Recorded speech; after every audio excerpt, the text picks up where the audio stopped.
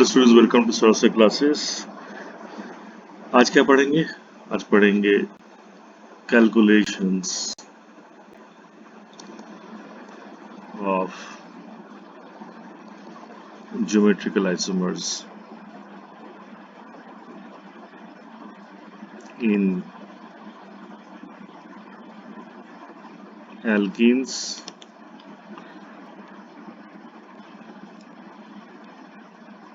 साइक्लोएल्कीन्स,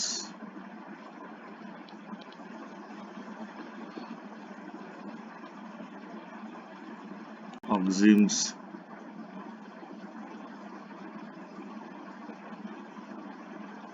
etc. ये अपना topic है आज का।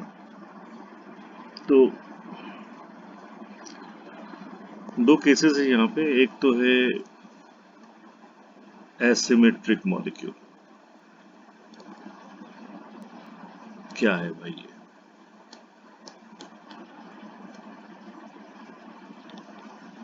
जिसके दो एंड्स सेम नहीं हो, मतलब both ends are different.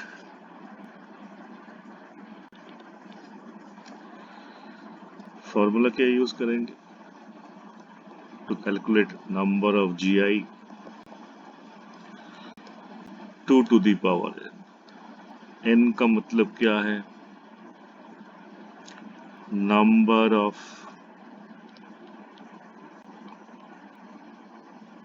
Stereogenic area.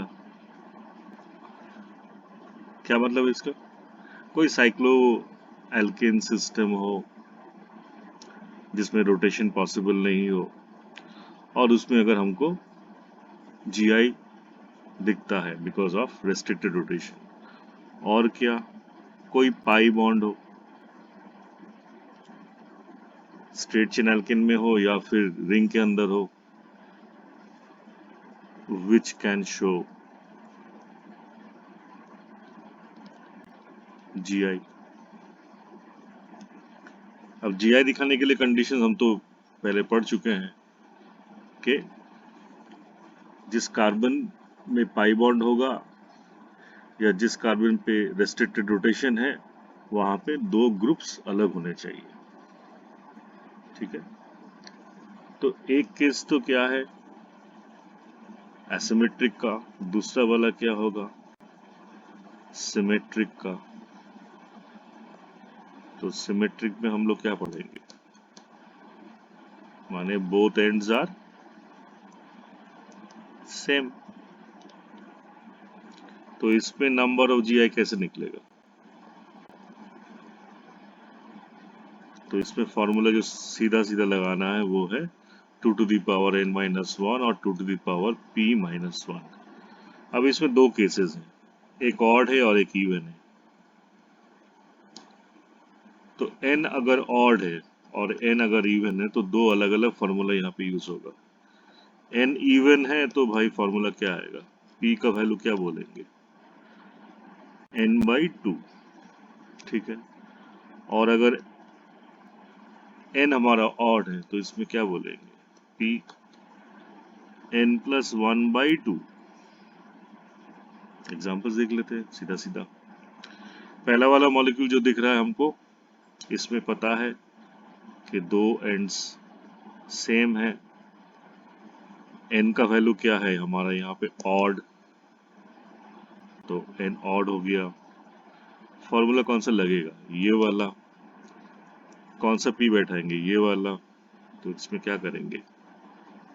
सीधा सीधा 2 to the power n-1 plus 2 to the power n-1/2। Okay, value बैठा के देख लेना, यही आएगा। तो इसमें 2 to the power n-1 माने क्या? 1-1 प्लस क्या बोलोगे? 1-1/2। सो 2 to the power 0 और यहाँ पे भी 2 to the power 0। टोटल क्या आया आंसर? 2। मतलब यहाँ पे दो ज्योमेट्रिकल आइसोमर्स होंगे। नंबर 2 वाले मॉलिक्यूल पे चले जाते हैं। यहाँ पे n का वैल्यू क्या है 2, मतलब पाई बॉन्ड कितने दिख रहे हैं हम लोग को, ये 2 दिख रहे हैं, पिछले वाले में सिर्फ यही था।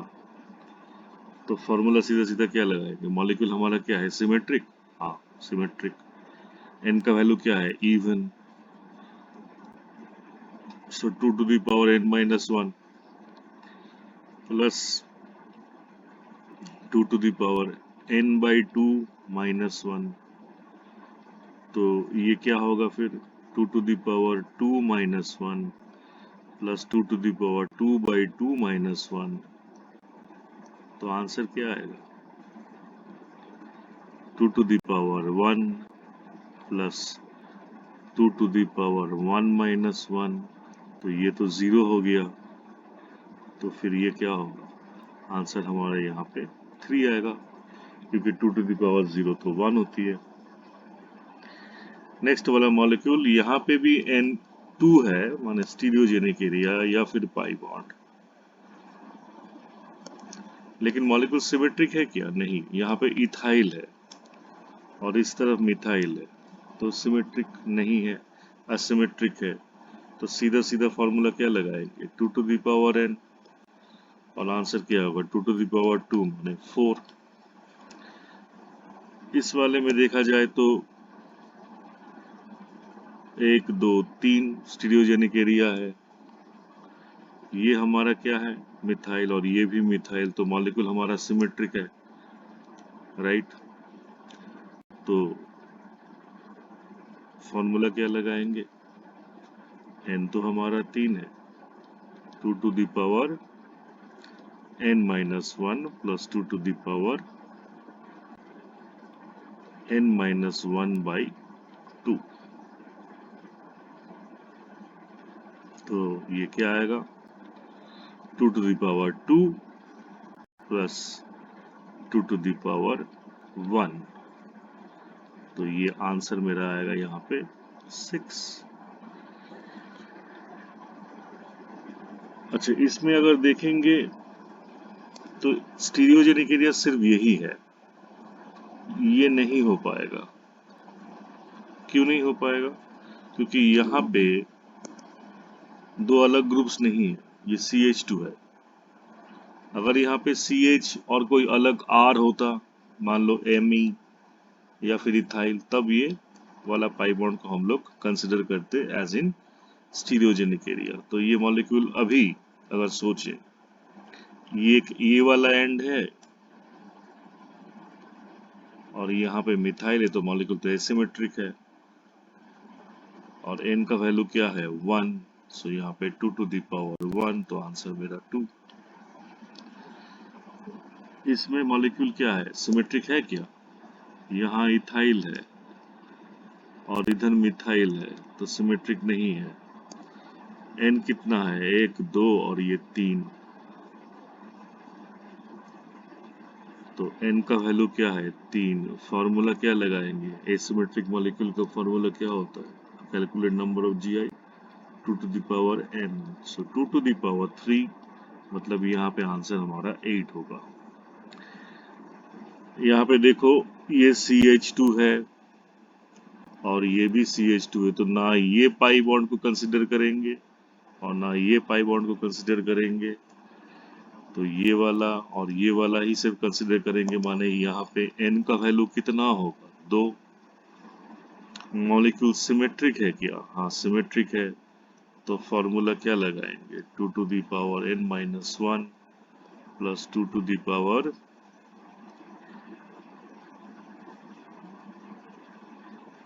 n by 2 minus 1, तो यहाँ पे क्या होगा 2 to the power 2 minus 1 plus 2 to the power 2 by 2 minus 1, तो ये होगा 2 0, तो आंसर हमारा यहाँ पे आएगा 3। अब इसमें तो रेस्ट्रिक्टेड रोटेशन है, साइक्लोएल्केन सिस्टम है, तो स्टीरियोजेनिक एरिया ये हो गया। अब कितना स्टीरियोजेनिक एरिया है, एक ही है, राइट। तो यहाँ पे n का वैल्यू क्या होगा 1, ओके, और मॉलिक्यूल मेरा सिमेट्रिक है, राइट, क्योंकि ये देखो बीचों बीच एक सिग्मा प्लेन है यहाँ से। तो इसमें क्या करेंगे हम, क्या बोलेंगे, ये होगा 2 to the power n-1 plus 2 to the power n-1/2। तो ये क्या होगा, ये तो 0 आएगा और यहाँ से भी ये 0 आएगा। तो आंसर मेरा क्या होगा, 1 + 1 = 2। ओके, तो अगर ये वाला सिस है, इसका जोड़ीदार ट्रांस होगा। यहाँ पे भी स्टीरियोजेनिक एरिया अगर देख ले, पूरा का पूरा लास्ट एग्जाम्पल की तरह है। और क्योंकि यहाँ पे CH2 है और ये भी CH2 है, तो इसके अक्रॉस हमको GI नहीं दिखेगा, राइट।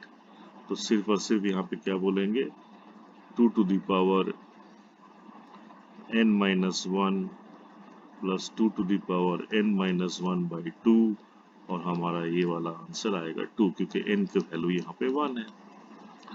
अब इसमें क्या है, इसके अक्रॉस GI दिखाएगा और इसके अक्रॉस GI दिखाएगा, लेकिन हमको यहाँ पे GI नहीं मिलेगा। मॉलिक्यूल सिमेट्रिक तो है नहीं, तो फिर फॉर्मूला क्या लग जाएगा, 2 to the power n, n की वैल्यू क्या है 2, तो यहाँ पे आंसर हमारी क्या होगी 4। अगर डबल बॉन्ड है और रिंग के अंदर है और रिंग 3 से 7 मेंबर्ड है, तो उसमें सिर्फ और सिर्फ सिस पॉसिबल है, यहाँ पे ट्रांस पॉसिबल नहीं है बिकॉज ऑफ एंगल स्ट्रेन। अच्छा, ये वाला बॉन्ड के अक्रॉस तो हमको GI नहीं मिलेगा, ठीक है, लेकिन ये वाला जो स्टीरियोजेनिक एरिया है, इसके अक्रॉस हमको GI मिलेगा। और फॉर्मूला क्या लगाएंगे, n = क्या है 1, मॉलिक्यूल सिमेट्रिक है क्योंकि ये सिग्मा प्लेन ऑफ सिमेट्री है। अच्छा, तो फिर क्या बोलेंगे यहाँ पे, 2 to the power n-1, 2 to the power n-1/2, और आंसर यहाँ पे हमारा 2 आएगा। इसमें भी इसके अक्रॉस GI और इसके अक्रॉस GI और इसके अक्रॉस GI दिखने को मिलेगा, मॉलिक्यूल सिमेट्रिक तो है नहीं। ये वाला और ये वाला अक्रॉस पे हमको GI नहीं मिलेगा, सो n की वैल्यू यहाँ पे क्या है 3। तो फॉर्मूला क्या लगाएंगे एसिमेट्रिक मॉलिक्यूल के लिए, 2 to the power n, और फिर आंसर क्या होगा 2 to the power 3 माने 8। अच्छा, यहाँ पे तो 8 मेंबर रिंग है, तो इसके अक्रॉस हमें GI दिखेगा, ये वाले के अक्रॉस भी दिखेगा, इसके अक्रॉस भी दिखेगा और इसके अक्रॉस भी दिखेगा, लेकिन क्योंकि यहाँ पे CH2 है तो यहाँ पे तो नहीं दिखेगा। तो इसके लिए मॉलिक्यूलर सिमेट्रिक है, फॉर्मूला क्या लगाएंगे, 2 to the power n, n का वैल्यू क्या है 4, आंसर क्या आएगा 2 to the power 4, माने हमको यहाँ आंसर क्या मिलेगा 16। इसमें अगर देखेंगे तो ये वाला पोर्शन किसी एक को पकड़ लीजिए और इसमें क्या होगा, ये इसके अक्रॉस GI दिखाएगा, तो यहाँ पे फॉर्मूला क्या हो जाएगा, 2 to the power n-1, n की वैल्यू यहाँ पे 1 है, 2 to the power n-1/2, तो आपका आंसर यहाँ पे 2 आएगा। नेक्स्ट वाला मॉलिक्यूल 16 हमारा एसिमेट्रिक है, इसके अक्रॉस GI, इसके अक्रॉस GI, ये वाला एरिया के अक्रॉस GI, तो यहाँ पे n का वैल्यू क्या है 3। फॉर्मूला एसिमेट्रिक मॉलिक्यूल का क्या है 2 to the power n, और यहाँ पे 2 to the power 3, तो यहाँ पे आंसर हमारा 8 होगा। हमें GI इसके अक्रॉस मिलेगा, लेकिन ना इसके अक्रॉस और ना इसके अक्रॉस, रीजंस मैंने पहले बता दिया था। तो यहाँ पे क्या होगा, फॉर्मूला मेरा एसिमेट्रिक मॉलिक्यूल है 2 to the power n, तो यहाँ पे आंसर होगा 2, क्योंकि n की वैल्यू यहाँ पे 1 है। यहाँ पे एक लोन पेयर भी होता है जिसको हम लोग एक ग्रुप की तरह कंसिडर कर सकते हैं। एसिमेट्रिक एरिया क्या है, स्टीरियोजेनिक सेंटर क्या है, एक ही है, तो यहाँ पे हम क्या कहेंगे, मॉलिक्यूल एसिमेट्रिक है राइट। तो यहाँ पे फॉर्मूला लग जाएगा क्या, 2 टू द पावर n, और आंसर होगा 2 टू द पावर 1, मतलब 2 मॉलिक्यूल हमें मिलेंगे। यहाँ पे क्या होगा, ये भी एक स्टीरियोजेनिक एरिया और ये भी एक स्टीरियोजेनिक एरिया, मॉलिक्यूल एसिमेट्रिक है, सो n की वैल्यू 2 है, फॉर्मूला क्या लगाएंगे, 2 टू द पावर n, और आंसर क्या होगा 2 टू द पावर 2, तो आंसर मेरा यहाँ पे 4 होगा। Thanks for listening, have a great day.